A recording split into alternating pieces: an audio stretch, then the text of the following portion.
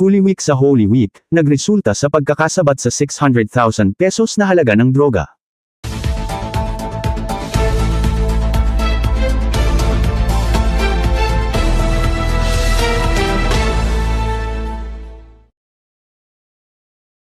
Bago tayo magpatuloy, huwag kalimutan mag-follow, mag-like, at i-share iyong aming Facebook page.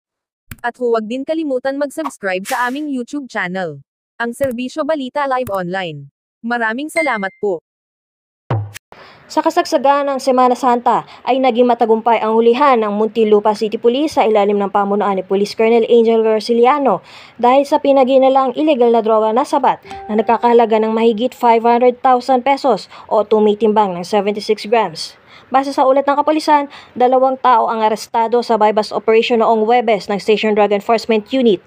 Naunang lumakad ang grupo ni Police Master Sergeant Marvin Ortega at nagsilbing arresting at seizing officer sina Police Staff Sergeant Pereras at Police Corporal Kayanga at matagumpay na nadakip ang isang taga-Taguig na si alias Bert dako alas 2 ng umaga sa Barangay Poblasyon. Sa investigasyon, 2 sachet na pinaginalang illegal na droga ang nanggaling umano mula sa suspect. Isa ay ang bypass item at nagkakahalaga ang mga ito ng 170,000 pesos. Matapos ito ay dakong alas 3:30 ng umaga naman nang maaresto si alias Leo ng pangunahan ni Police Captain Joseph Rosit ang operasyon sa Barangay Kupang. Arresting at seizing officers sina Police Staff Sergeant Gabilan at Patrolman Ebenyon at nakuha mula sa suspect ang 5 piraso ng sachet na pinaginalang shabu na nagkakahalaga ng 346,800 pesos. Paong ginamitan ng mga suspect ng bypass money na 9 na pirasong budel money na tig 1,000 pesos at 1 pirasong tunay na 500 pesos.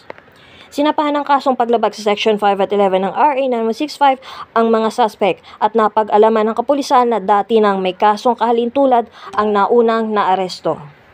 Ito si Dryan Zamora, nag-uulat dito sa Muntinlupa City para sa DZSP, ang himpilan ng katotohanan at paglilingkod.